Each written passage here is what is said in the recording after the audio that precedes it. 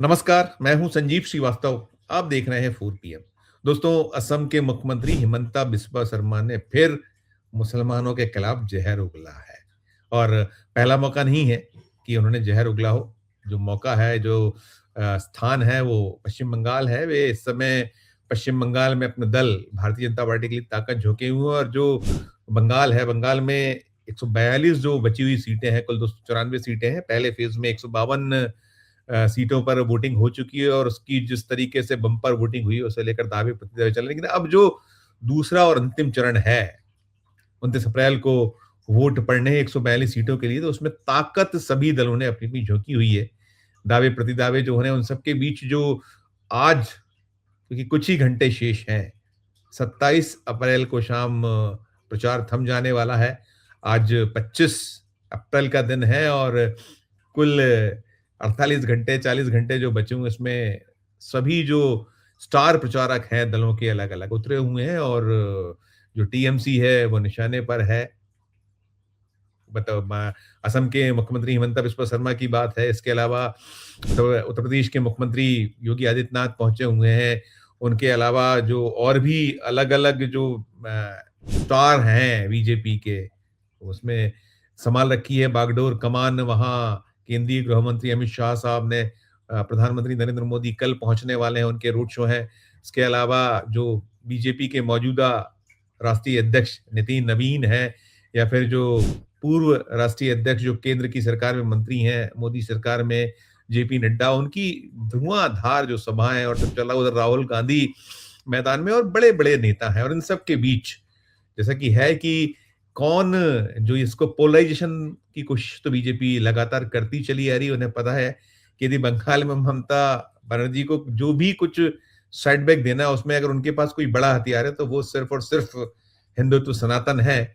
और कैसे मुसलमानों को आड़े हाथों लिया जाए, उनको कैसे, आपने देखा है जो एसआईआर हुआ है, एसआईआर में बहुत ब्लेम्स हुए हैं कि 90 लाख जो वोट कटे, 90 लाख वोटों में चुन चुन के मुसलमानों के वोट काटे गए हैं। और लगातार जो रिपोर्ट्स वहां से आ रही हैं, हो रही हैं, उसमें साफ तौर पर निकल कर रहा है कैसे वोटर अपने जो मत के अधिकार के उपयोग के लिए कोशिशों में है। अभी भी 27 लाख के करीब जो मतदाता हैं वो कोशिश में जुटे हैं कि उनके नाम आ जाए, हो जाए। लेकिन मसला मामला तो अभी सुप्रीम कोर्ट में है। वहां जो कुछ निकल रहा है धीरे धीरे, भी 2 दिन पहले 136 नामों को क्लियरेंस मिला था जो पहले फेज में जो वोट पड़े थे। उसके बाद अब बाकी हिस्से बचे हुए, तो वहां जो होगा सो होगा। लेकिन जो ये भाषा है, जो शैली है, खासकर जो इलेक्शन कमीशन ऑफ इंडिया, आपने देखा कि वो बड़ी पैनी निगाह नजर रखा हुआ था। जो ये पांचों जो विधानसभाएं, 4 राज्य और 1 केंद्र शासित प्रदेश, जहां अब 4 में तो हो गया है कि 1 केंद्र शासित प्रदेश और 3 राज्यों में जो वहां जितनी सीटें हैं उनके लिए वोटरों ने, जो प्रत्याशी हैं, उनके भाग्य ईवीएम में कैद कर रखे हैं। पहले चरण में 152 सीटों के लिए बंगाल में भी जो है वो उम्मीदवारों की किस्मत ईवीएम में कैद हो चुकी है। लेकिन जो इलेक्शन कमीशन ऑफ इंडिया का रोल है, जिसे बार बार अब विपक्ष बहुत खुले तौर पर कह रहा है कि बीजेपी की एक इकाई की तरह जो इलेक्शन कमीशन ऑफ इंडिया है वो काम कर रहा है, जो उसके चीफ हैं ज्ञानेश कुमार, वो काम कर रहे हैं। और आपने देखा कि कैसे तमिलनाडु में जब जो कांग्रेस अध्यक्ष मल्लिकार्जुन खड़गे प्रधानमंत्री पर टिप्पणी कर गए थे, और उस टिप्पणी के बाद आनंद फानन में शाम को ही नोटिस सर्व कर दिया गया और जवाब मांगा गया था, वो जवाब चला गया है। आगे इलेक्शन कमीशन ऑफ इंडिया को जो करना है सो करना है। लेकिन बंगाल में जो देख रहे हैं, बंगाल में हो रहा है, एक्शन हो रहे हैं। जो सत्तारूढ़ दल, वहां जो टीएमसी है, या जो उस दल के नेता हैं, उसके जो बाकी उम्मीदवार हैं, वो परेशान है, वो बार बार शिकायतें कर रहे हैं, लगातार वो द्वार खटखटा रहे हैं इलेक्शन कमीशन ऑफ इंडिया का। लेकिन एक्शन नहीं हो रहा है कि कैसे जो भारतीय जनता पार्टी है, उसके नेता हैं, मिसयूज कैसे हो रहा है वहां, जो जो आदर्श आचार संहिता उसका उल्लंघन कैसे हो रहा है। लेकिन उसमें किसी में एक्शन नहीं। लेकिन हमने देखा था, आपने, कि अभी गत दिवस 5 पुलिस वालों को सस्पेंड किया गया कि वहां उन्होंने अपने कर्तव्य का निर्वहन ठीक ढंग से नहीं किया। मल्लिकार्जुन खड़गे का नोटिस का मैंने बताया। अभी इधर जो हिमंता बिस्वा शर्मा है, जो साफ खुले तौर पर कह रहे हैं कि जो ये मुस्लिम्स हैं, जो बांग्लादेशी घुसपैठी हैं, उनको लात मारकर भगाऊंगा। एक चीफ मिनिस्टर ऐसी भाषा बोले, और उसमें और भी बहुत आपत्तिजनक है। लगातार शिकायत है, टीएमसी ने सतत शिकायत है कि उन्होंने ममता बनर्जी को लेकर कहा है। क्या कहा है, सुनिए उसे आप। आप लोगों को मालूम है ये जो टीएमसी का सरकार है, ये सरकार क्या है? घुसपैठिया का सरकार है। काल में मालदा में थे लोग, मुझे बता रहा था कि कैसे सीमाओं का ये लोग फेंसिंग बनाने नहीं देते हैं। हर दिन बांग्लादेश से मुसलमान लोग आते हैं और हमारे पश्चिम बंगाल में अभी 27 से ज्यादा % मुस्लिम जनबसती हो चुका है। असम में भी कांग्रेस का शासन थे, हमारा असम का हालत भी यही है। डेमोग्राफी चेंज होने का कारण आज पूरा सनातन समाज, हिंदू समाज चिंतित है। हम त्रिपुरा में बीजेपी का सरकार है, हम रास्ता बंद करता हूं। असम में बीजेपी का सरकार है, हम लोग रास्ता बंद करता हूं। लेकिन पश्चिम बंगाल में बांग्लादेशी मुसलमान का रास्ता ममता दी खोल के रखते हैं। मैं इसीलिए बोलता हूं, हमें ममता दी को शासन से हटाना पड़ेगा, नहीं तो एक दिन पश्चिम बंगाल भी बांग्लादेशी मुसलमान लोग ही लेके जाएगा, हमारे लिए कुछ नहीं रहेगा। ये जो बांग्लादेशी मुसलमान है और ममता बनर्जी, दोनों लोगों का बीच में इलू इलू है, आई लव यू है। आप आइए, मैं मना नहीं करूंगा, लेकिन मुझे वोट दीजिए। ममता जी वोट के लिए ये देश को बिक्री कर दिए हैं, मुझे आने दो। ममता जी बोलते हैं तुम लोग आ जाओ, लेकिन एक ही कंडीशन में, टीएमसी को वोट देना पड़ेगा। ये लोग बोलता है ठीक है, हम टीएमसी को वोट दूंगा, लेकिन बांग्ला का जमीन भी मुझे देना पड़ेगा, बांग्ला का ऊपर अधिकार भी मुझे देना पड़ेगा। ममता जी बोलते हैं ठीक है, तुम्हारा भी चले मेरा भी चले, आई लव यू, इलू इलू बन जाता है ममता बनर्जी और बांग्लादेशी घुसपैठियों का साथ। ये देखिए, ये भाषा थी कि मुसलमानों के संग ममता बनर्जी इलू इलू करती हैं, आई लव यू करती हैं। इसके बाद दूसरी ये सुन लीजिए, जो लात मारकर भगाऊंगा, ये बयान सुनिए। हम लोगों का इरादा पक्का है, एक बार पश्चिम बंगाल में बीजेपी का सरकार आए, त्रिपुरा में बीजेपी का सरकार, मेघालय में एनडीए का सरकार, असम में बीजेपी का सरकार, पश्चिम बंगाल में भी बीजेपी आने से हम सीमाओं को बंद कर दूंगा और सीमाओं का अंदर जितना बांग्लादेशी मुसलमान है, लात मार मार के ये लोगों को हम लोग भगाऊंगा। हम लोग किसी से डरते नहीं हो। भाइयों और बहनों, ये जो नाम है ना पश्चिम बंगाल में, ये से हम नहीं डरता हूं। हम तो बोलता हूं, कोई हुमायूं को भी लाते हैं, बोलते हम पश्चिम बंगाल में बाबरी मस्जिद बनाऊंगा। अरे तुम्हारा बाप का जमीन है क्या यहां में बाबरी मस्जिद बनाने के लिए? हम डरते नहीं हो, टीएमसी लोग डरेगा।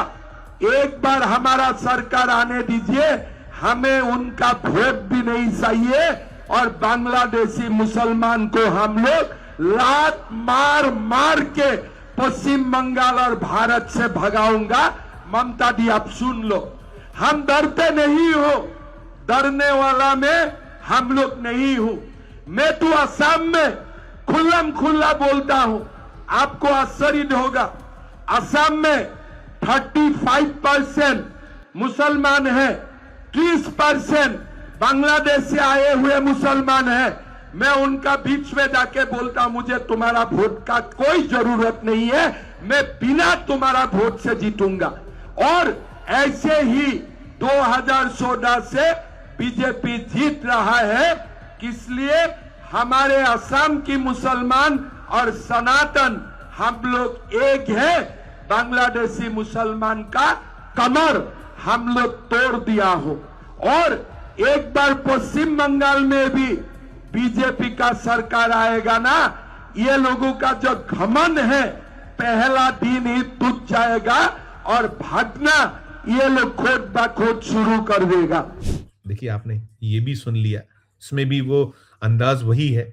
और अकेला ये नहीं है, वो सतत इस तरह की भाषा, इस तरह का जो एक विवाद है, लेकिन इलेक्शन कमीशन ऑफ इंडिया उस ओर देख ही नहीं पाता है। एएनआई से उनकी बातचीत हुई है, उसके भी 2 अलग-अलग कट्स हैं हमारे पास। दोनों कट्स देखिए, सुनिए आप, दोनों देखिए। अरे जो लोग काबा मदीना का बात करते हैं ना, ये लोगों को परमानेंटली काबा और मदीना चला जाना चाहिए। भारत में आप अयोध्या का बात बोलो, अगर आपको हिस्सा है तो आप अजमेर शरीफ का बात बोलो, कोई आपत्ति नहीं है। लेकिन कहाँ काबा मदीना आप बोल रहे हो? मैं भी सुनता हूँ, ये लोगों का दिमाग में ही गड़बड़ी है। ये तो कह रहे हैं आप लोग मांस भात खाते नहीं हैं, आप सब बाहर वाले हैं, यहाँ पर आ गए मेरे से खाते हैं ना कुछ खाते हैं, सब बाहर वाले हैं। मेरे से बैठ के एक बार खाए ना, वो ज्यादा खाए कि हम ज्यादा खाएगा देख लेता हूँ। मैं तो उनसे 1 केजी ज्यादा खाऊंगा। 1 केजी ज्यादा खाएंगे दादा? 1 केजी। तो 4 तारीख को आप खा रहे हैं आके यहाँ पर? मासेर झोल मांस तरकारी। लेकिन दादा इस इलेक्शन में जिस तरीके की भाषा का प्रयोग किया जा रहा है, अभिषेक बनर्जी चैलेंज दे रहे हैं अमित शाह को कि आ जाओ और दिखाओ, अगर आप 4 तारीख को यहाँ पर शाम को रहे, आप में हिम्मत है।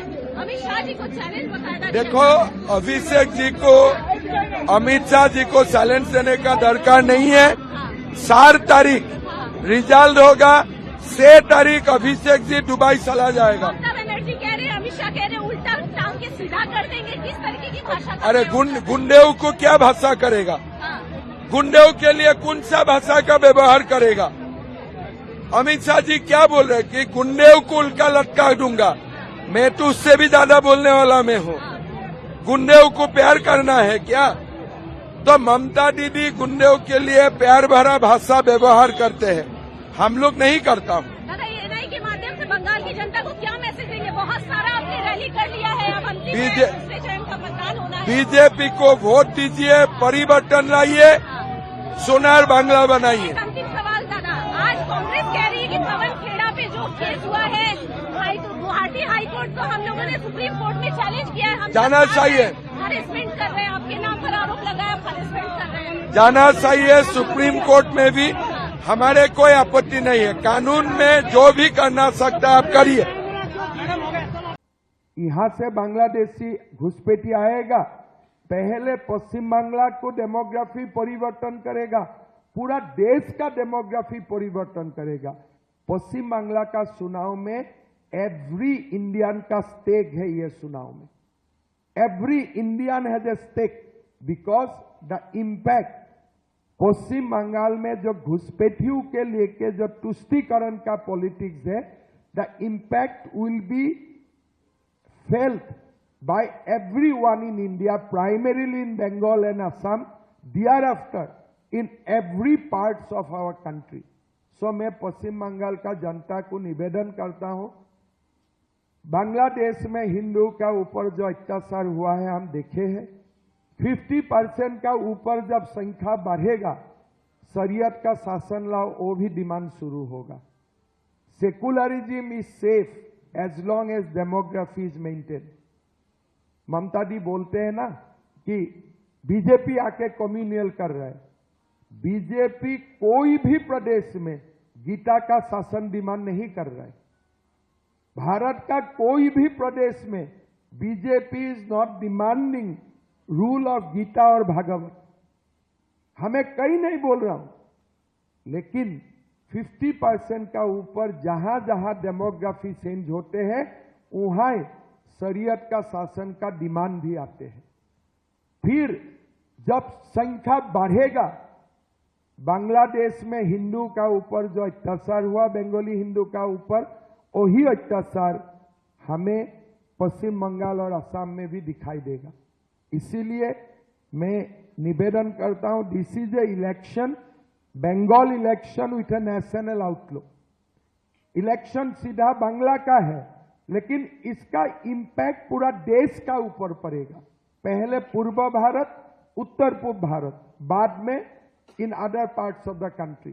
सो ये इलेक्शन में हमें ऐसे मतदान करना है कि भारत बांग्ला सीमाओं को हम सुरक्षित करें, विदाउट क्वेश्चन बीएसएफ को नया सरकार आके जमीन दे, जीरो टॉलरेंस का पॉलिसी लिया जाए, पुशबैक किया जाए और एक तरफ बांग्लादेशी घुसपैठियों का साथ लड़ाई लड़ने का जिसका दम है, ऐसा सरकार हमें बनाना है। नहीं तो असम और पश्चिम बंगाल दोनों प्रदेश का भविष्य 20 साल में ही खत्म हो जाएगा। मैं ये स्टेटिस्टिकल प्रोजेक्शन का ऊपर बोल रहा हूं, 2011 का सेंसस का ऊपर, बट माई ओन हंस, मैं मालदा गया, मुर्शिदाबाद गया, माई ओन हंस is the demography is changing more faster than the statistical projection. Statistical projection में ही 32% आ रहा है 26 का सेंसस में, बट मेरा लगता है it will be more faster. इसलिए लास्ट 10 साल में असम में रुका है, बांग्ला को एक सेफ कॉरिडोर बनाए हुआ है। भाइयों और बहनों, मैं और एक सबका शादी बोलता हूं, along with this appeasement politics, Paschim Bengal is losing very fast. इस एक जो पूरा पूर्व भारत और उत्तर पूर्व भारत का जो anchor state, the economic giant was the West Bengal. अभी West Bengal is losing that identity very fast. इस बार अगर आप सारे इकोनॉमिक इंडिकेटर देखें, Odisha has already push West Bengal behind. देखिए, ये है हेमंता बिस्वा शर्मा, इस तरह की भाषा, इस तरह की शैली, इस तरह का। और वो कह रहे हैं कि जो अमित शाह कह रहे हैं उल्टा लटका कर सीधा कर दूंगा, ठीक बात है, गलत नहीं कह रहे हैं, और मैं तो इससे ज्यादा करूंगा, ये भी कह रहे हैं। और हम इसमें नहीं कि वो क्या कह रहे हैं, ऐसी चुनाव बयानबाजी चलती है, जो इसका मुख्य एक रोल है इलेक्शन कमीशन ऑफ इंडिया, जब लेवल प्लेइंग फील्ड की बात होती है कि लेवल प्लेइंग फील्ड होनी चाहिए।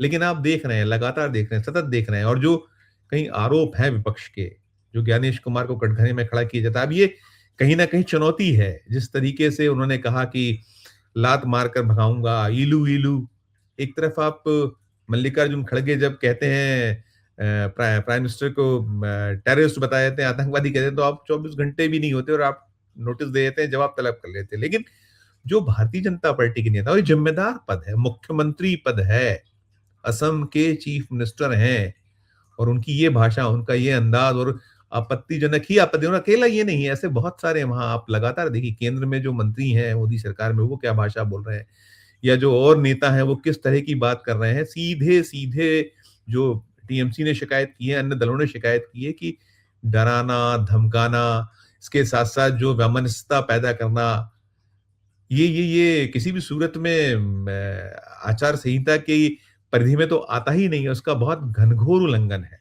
लेकिन बात वही है कि वो सैया भय कोतवाल तो डर काहे का, ये अंदाज है नेताओं का। अपने उनके ऊपर तनिक भी आता है तो तुरंत में वो शिकायत करते हैं और एक्शन हो जाता है। आपने देखा है कि अब जो सेकंड और जो अंतिम फेज है, लास्ट फेज है, जो 142 सीटों के लिए, वहां के लिए खुद अमित शाह अपनी प्रेस कॉन्फ्रेंस में गत दिवस बोल रहे थे कि हम जो है इलेक्शन कमीशन ऑफ इंडिया जा रहे हैं, और जो घटना हुई है पहले फेजेस में उसकी पुनरावृत्ति ना हो, और अतिरिक्त फोर्स 2,40,000 सेंट्रल पुलिस फोर्स जो है वहां तैनात की गई पहले चरण में, इससे ज्यादा। यानी कि कैसे जो फिर आरोप है जो विपक्ष का कि सिर्फ चुनाव लूटने की तैयारी है, चुनाव रिग करने की तैयारी है भारतीय जनता पार्टी की, वो वैसे तो जीत नहीं पा रही है। हालांकि ममता बनर्जी, उनकी टीम, उनका दल और विपक्ष पूरा का पूरा मुकाबला कर रहा है।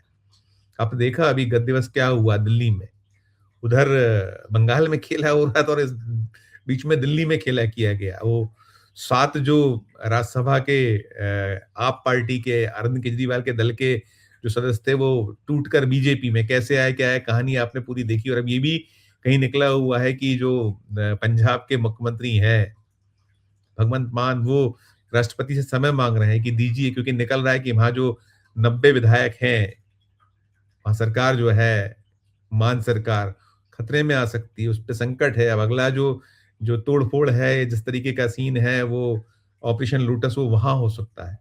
तो यह है कि या तो चुनाव को लूट लीजिए ये इनके इन प्रकार सत्ता में आ जाइए, बना लीजिए सामना आमने, तो नहीं बन पाए तो अगर दूसरा आ जाए तो फिर तोड़ डालिए उसको, फोड़ डालिए उसको, कुचल डालिए उसको। ये सिलसिला चल रहा है और इस सब में हम तो जो ये अभी बंगाल में चल रहा है, जो मैंने जहाँ से शुरू किया था, हिमंता बिस्वा शर्मा, उनकी भाषा, उनका जो अंदाज, वो जो शब्द, क्या वो उचित हैं? नहीं करना चाहिए इलेक्शन कमीशन ऑफ इंडिया को इस पे एक्शन? बताइएगा, आप भी अपनी टिप्पणी कीजिएगा दर्शकों। आपकी अपनी जो राय हो इस वीडियो के कमेंट बॉक्स में कीजिएगा। और ये जो चल रहा है सिलसिला, हम तो आपको निरंतर रिपोर्ट कर रहे हैं, लेकिन लग नहीं रहा है कि इलेक्शन कमीशन ऑफ इंडिया वो समान रूप से देख रहा है। कीजिएगा टिप्पणी। अच्छी लगी खबर तो चैनल को लाइक कीजिए, सब्सक्राइब कीजिए, ज्वाइन का बटन दबाइएगा तो हमारी हौसला अफजाई होगी। प्यार और इस्तेमाल करके देखते रहिए 4 PM। धन्यवाद, नमस्कार।